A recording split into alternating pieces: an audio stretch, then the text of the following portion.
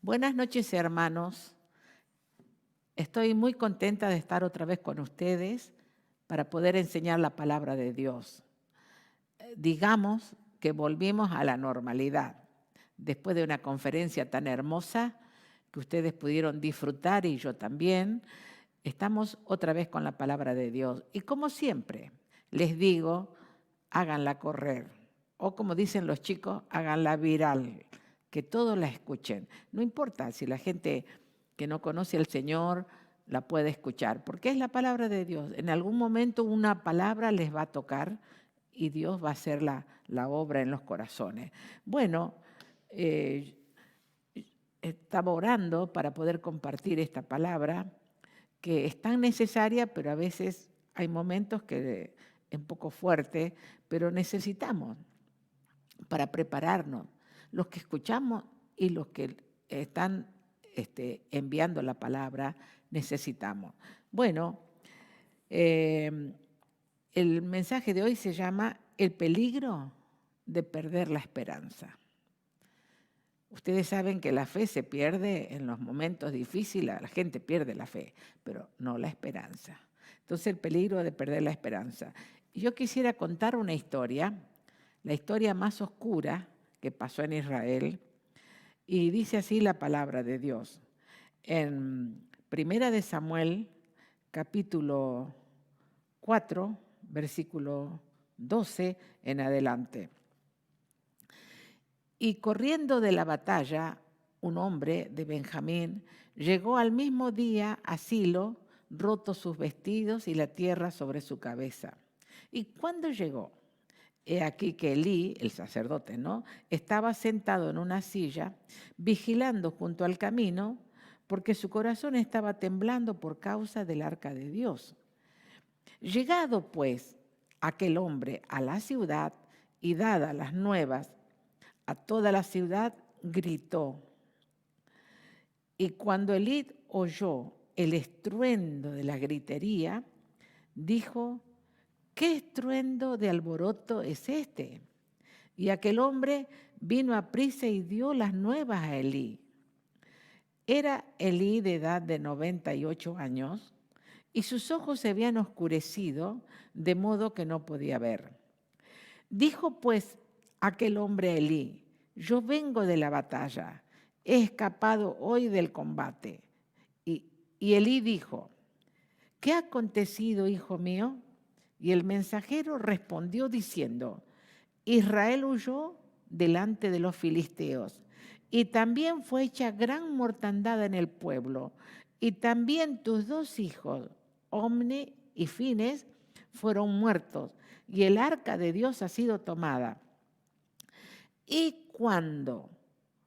aconteció que cuando él hizo mención del arca de Dios, Elí cayó hacia atrás de la silla, del lado de la puerta, y se desnucó y murió, porque era hombre viejo y pesado y había juzgado a Israel 40 años.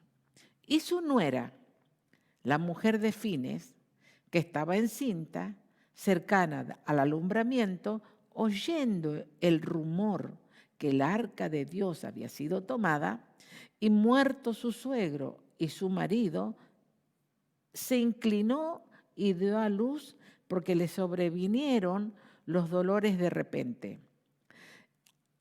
Y al tiempo que moría, le decían que los que estaban junto a ella: no tengas temor, porque has dado a luz un hijo. Mas ella no respondía, sino se dio por entendida. Y llamó al niño Icabod, sin gloria, diciendo: traspasada es la gloria de Israel por haber sido tomada el arca de Dios por la muerte de su suegro y de su marido. ¿Qué historia más triste que la que acabamos de escuchar? Siempre hay historias tan oscuras y tan tristes en la vida, que es ahí donde nosotros a veces tenemos que meditar. Y es ahí, esta mujer estaba frente a 3 ataúdes. Estaba viuda, estaba totalmente vencida, porque había muerto su suegro, su marido, su cuñado, y como si fuera poco, se habían llevado el arca los enemigos, los filisteos. Así dice la historia. Dice, ¿y qué es lo que le causó semejante tragedia? Dice que 30.000 hombres habían sido vencidos por los filisteos y el arca había sido tomada. Ahora, ¿qué representaba el arca? Representaba la presencia de Dios. Y entonces cuando el enemigo se llevó el arca, ¿qué pensaron? Los enemigos, nos llevamos donde está Dios y ya no tienen Dios, no hay quien los salve a Israel. Y el arca presentaba, y cuando oyó la noticia, Elí, el sacerdote, dice que cayó para atrás, se desnucó y murió, y sus 2 hijos. Y dice en 1 Samuel 2:7, vamos a mirar, hablando de 1 Samuel, el capítulo 2, hemos visto el 4, vamos a ver el verso 7, dice,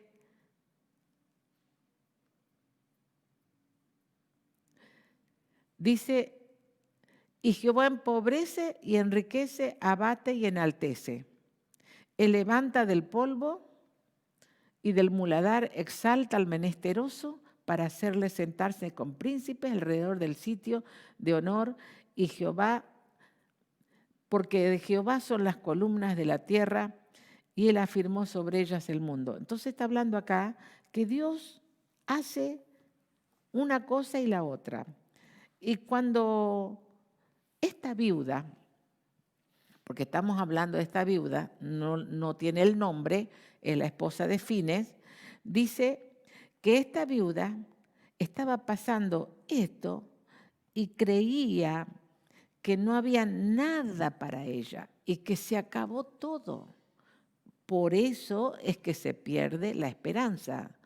Imagínense, en un momento tantas cosas, la muerte de su marido, de su suegro, de su cuñado, y el arca había sido llevado por los enemigos. Entonces, por eso que a veces la gente pierde la esperanza en situaciones, no les queda nada más, no les queda nada más. Y entonces, dice la acusación de Dios, es primero, va a los líderes, y nosotros tenemos que saber que nuestros hijos, nuestra familia, los nietos, los que van de la descendencia, son los que llevan la semilla de la palabra de Dios. Y en este mismo capítulo 2, vamos a ver el verso 19, hablando de Samuel.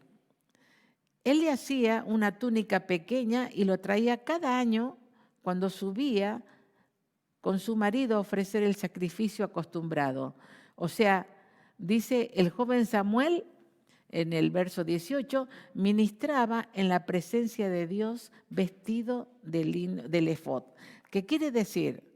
Que mientras Elí ya no veía, ya era viejito, Dios levantó a Samuel, un chico que empezó de chiquito a ministrar a Dios y ministraba la palabra de Dios. Por eso es que siempre en medio de la desesperación, en medio de los problemas, en medio de las muertes, en medio de las situaciones terribles, Dios siempre tiene a alguien con la luz. Y ahí mismo, en ese caos terrible, hay una esperanza, porque Dios levanta a un Samuel.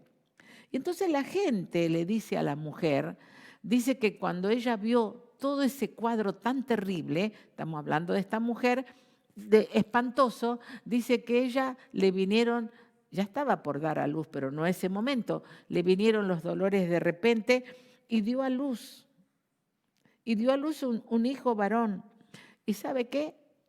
Ella le dijeron, es un hijo varón.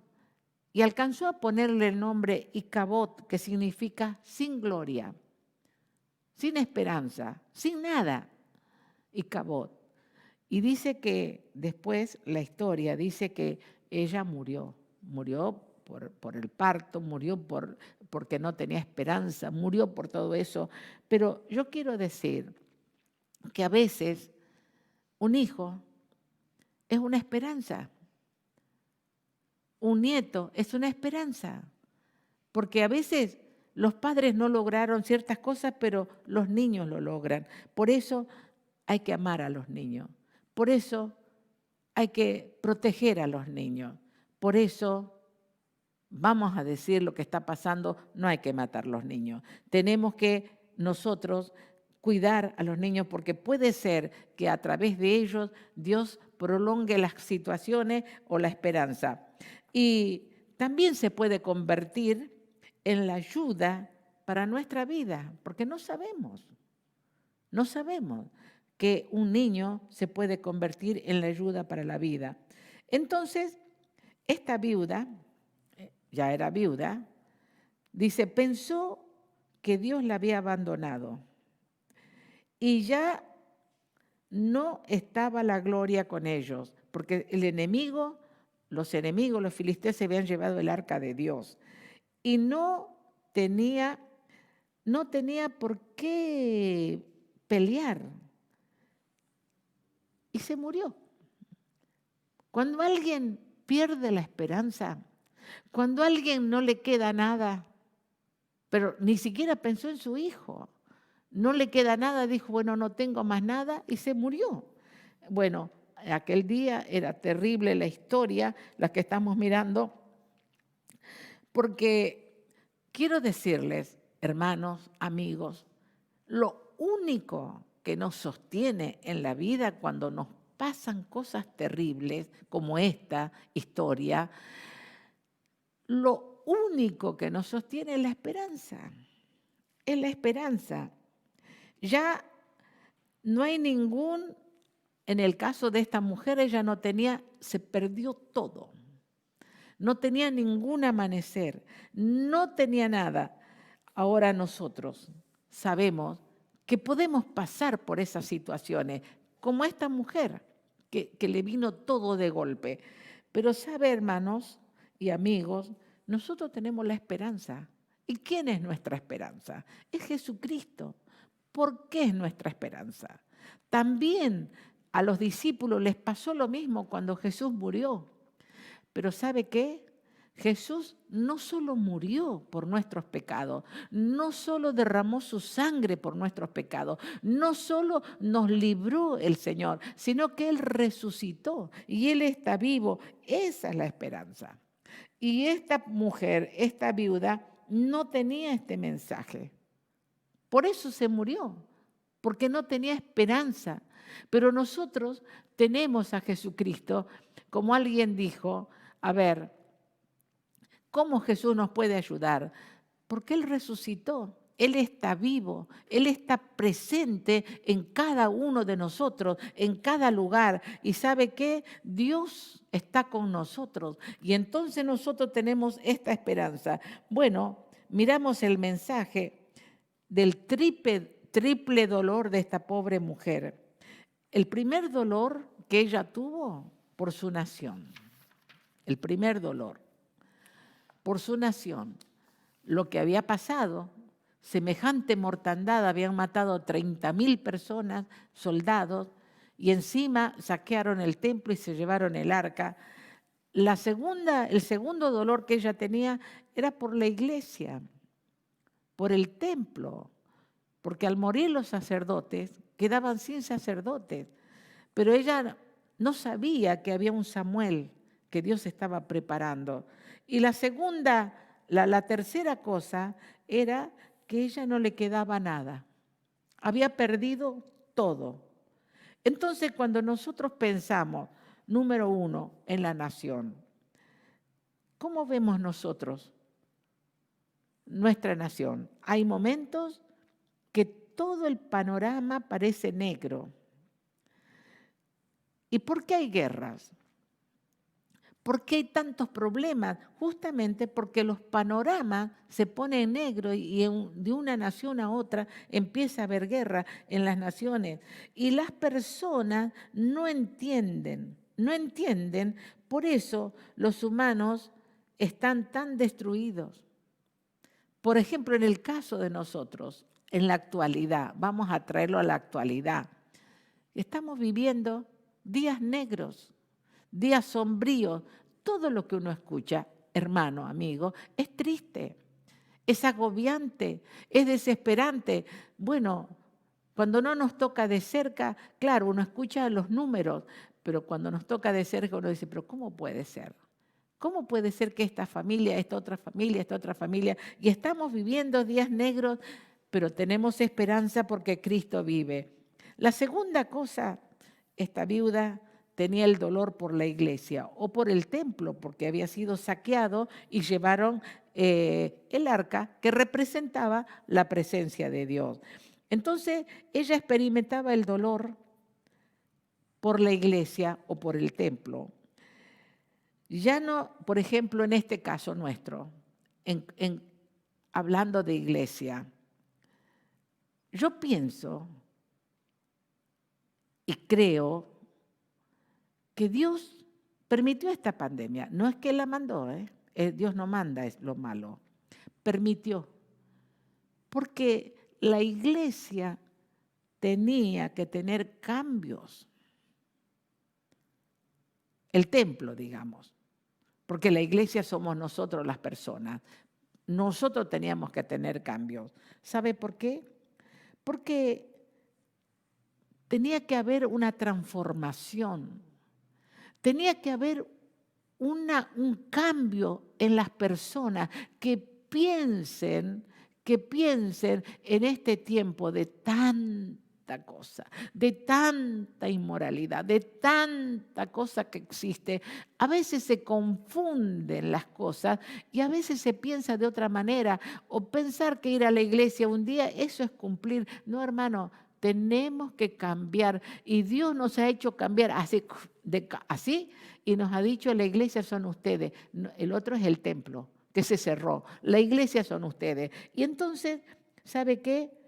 Que tenemos que volver a predicar el evangelio. ¿Y cuál es el evangelio que tenemos que predicar? El arrepentimiento, el buscar a Dios, el acercarnos a Dios de todo corazón, realmente orar, leer la palabra, lo que se estaba perdiendo. Lo que se estaba perdiendo porque hay tanta cosa para entretenerse que se estaba perdiendo lo principal. Y Dios quiere que nos volvamos a Él. Y entonces a veces las situaciones, a veces las cosas, los problemas, las angustias, hace que nos volvamos al Señor y que busquemos al Señor, como dice Joel. Capítulo 2. Mire lo que dice Joel. Son textos conocidos que nosotros lo conocemos, la palabra del Señor. Dice así, Joel capítulo 2. Vamos a mirar el versículo 12 de Joel. Dice, por eso pues, ahora dice Dios, convertíos a mí con todo vuestro corazón. ¿Y cómo más? ¿Cómo tenemos que convertirnos? Primero, con todo nuestro corazón. Segundo, dice, con ayuno, lloro y lamento. Sientan el dolor. Sientan el dolor. Con ayuno es dejar de comer. Con lloro, llorando, por nosotros y por las almas, por las personas. Dice, conviértanse, dice, y pidan perdón. Eso dice. Ahora, miren lo que dice Ezequiel. Vamos a mirar el capítulo 9 de Ezequiel, vamos a mirar el versículo 4. Dice así, y dice Dios, pasa por medio de la ciudad, por medio de Jerusalén, y ponles una señal en la frente a los hombres que gimen y claman a causa de todas las abominaciones que hacen en medio de ella.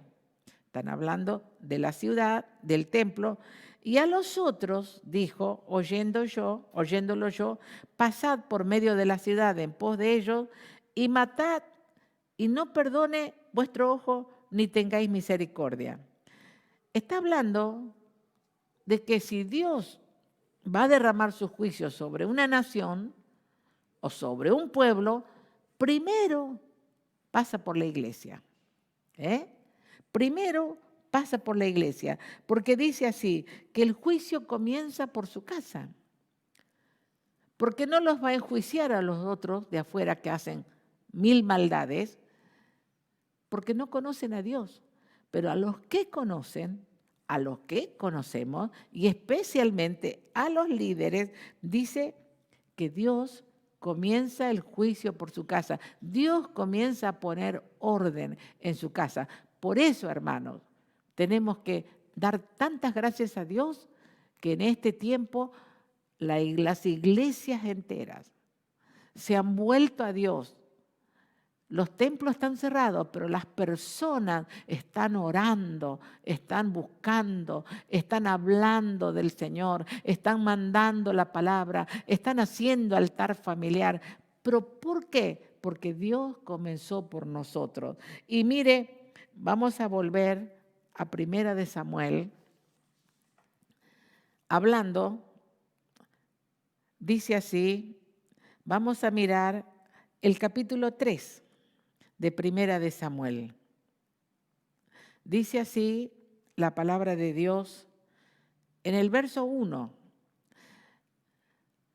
Elí ya había muerto, Samuel vivía con Elí, bueno, él tuvo un encuentro con Dios, Samuel, dice, y el joven Samuel ministraba a Jehová en presencia de Elí. O sea que Elí estaba ahí y él ya era chiquito, pero ministraba a Dios, él hacía el trabajo del sacerdote. Y la palabra de Jehová escaseaba en esos días y no había visión con frecuencia. O sea que miren la condición de la iglesia que estaba, del templo, la condición de los sacerdotes. La palabra escaseaba y no había visión con frecuencia. Para no leer todo, usted lo lee en su casa, vamos a mirar el versículo 19.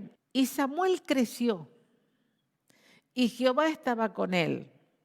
Ya se hizo grande. Ya se habían muerto los hijos de Elí, que eran los sacerdotes, y el papá era el sacerdote principal, se había muerto también, y Samuel creció.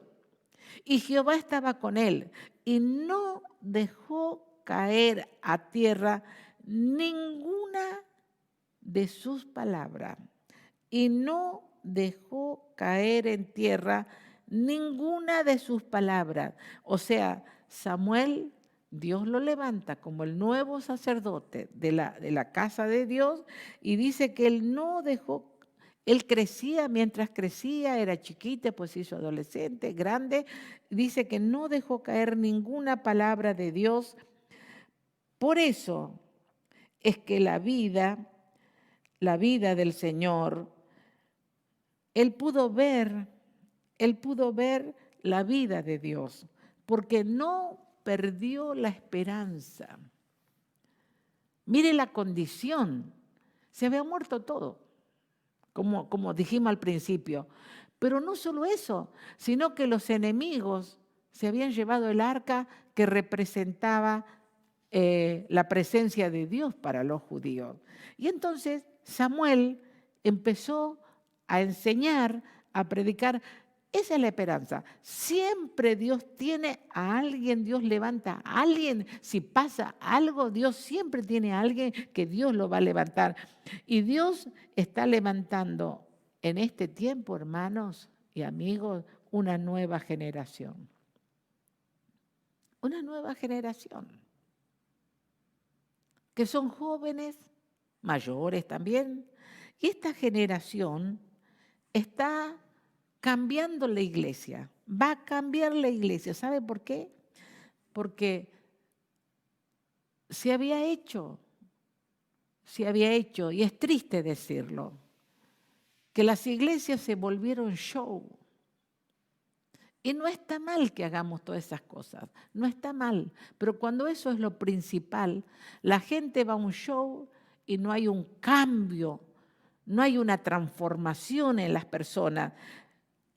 Porque no se predicaba ya la palabra, era todo valía, todo valía. Entonces, Dios tiene que venir a hacer algo drástico para que la gente cambie, para que los líderes cambien, los sacerdotes de Dios cambien y empiecen a predicar la palabra de Dios, que es el final de la iglesia. ¿Para qué está la iglesia? Para eso, porque la iglesia es sal y luz, para predicar la palabra, para que la gente se arrepienta y Dios quiere en este tiempo, está buscando una nueva generación de jóvenes, de niños, de lo que sea, para que prediquemos la palabra de Dios. Y finalmente, esta viuda que después se murió, no tenía ninguna razón para vivir. ¿Vio qué triste que es cuando alguien pierde la esperanza? Porque perdió la esperanza. Porque no se dieron cuenta, ni ella, ni todos los que murieron, no se dieron cuenta que en el lugar santo no solo estaba el arca que representaba la presencia, pero estaba el propiciatorio, esa mesa que será el propiciatorio. ¿Y qué significa el propiciatorio para nosotros? O para en esa época, significa el propiciatorio el lugar de la misericordia. Y sabe, hermano, amigo, nosotros, ¿sabe por qué somos salvos? ¿Sabe por qué Dios nos cambia? ¿Sabe por qué Dios nos transforma? ¿Sabe por qué Dios nos bendice? ¿Sabe por qué Dios nos ayuda? Por su misericordia. Cuando nosotros apelamos a la misericordia de Dios, cuando nosotros apelamos porque no merecemos nada. A ver, ¿quién merece nada si es pecador? Merece que sea juzgado por sus pecados, pero por la misericordia de Dios somos nosotros lavados con la sangre de Jesús y por la misericordia de Dios somos aceptados. Por la misericordia de Dios, Dios nos ama y nos levanta. Por la misericordia de Dios nos sana.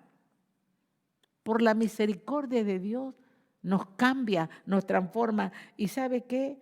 Dios quiere que nosotros nos volvamos a Dios. Dios quiere que nosotros nos arrepintamos. Dios quiere, si hemos perdido la presencia, porque lo primero cuando alguien se aparta de Dios, pierde su presencia.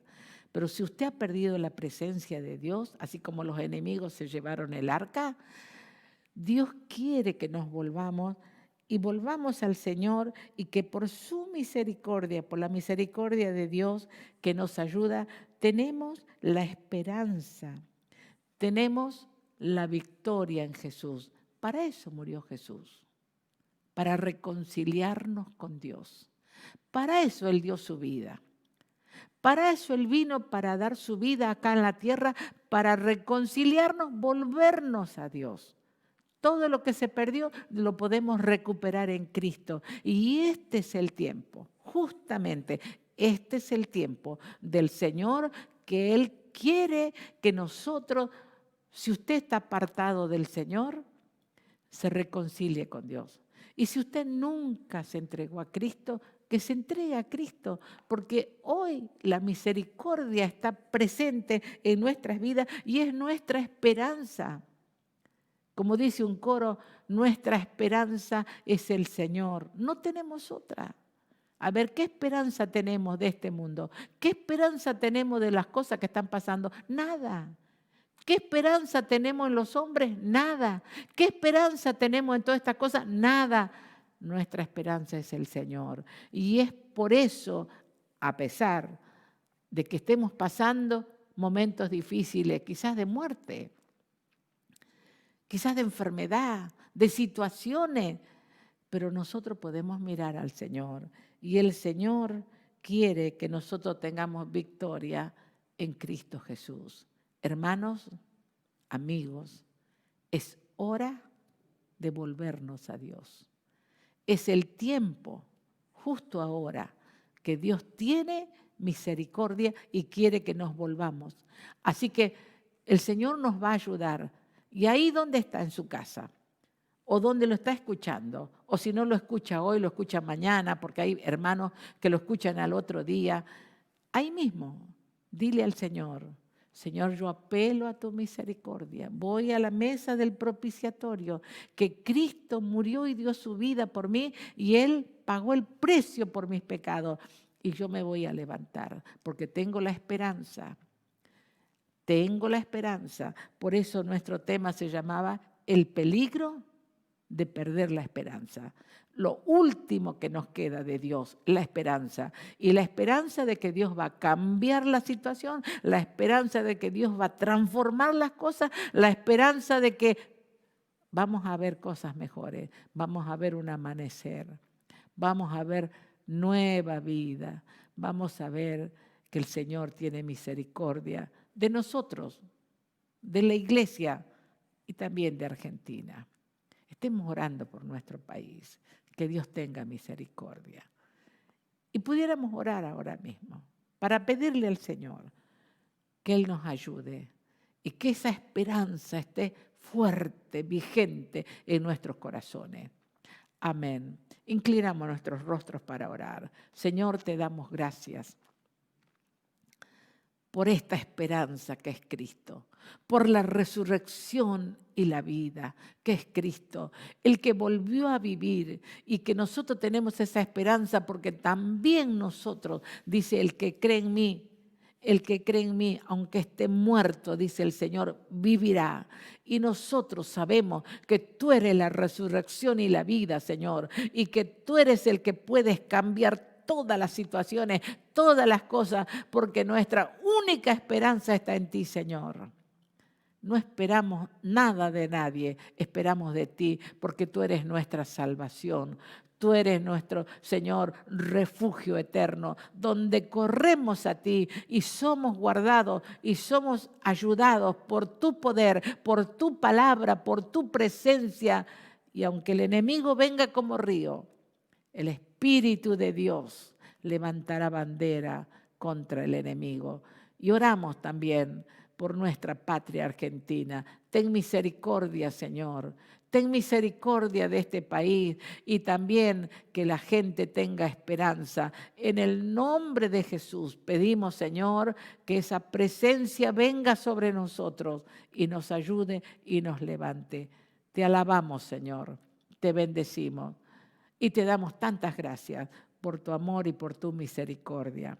Gracias, Señor, por todas las cosas. Hermanos, nos vamos a volver a encontrar. Dios les bendiga y sigan orando y sigan predicando y sigan mandando estas enseñanzas a otros que no conocen al Señor. Nos volvemos a ver. Dios les bendiga.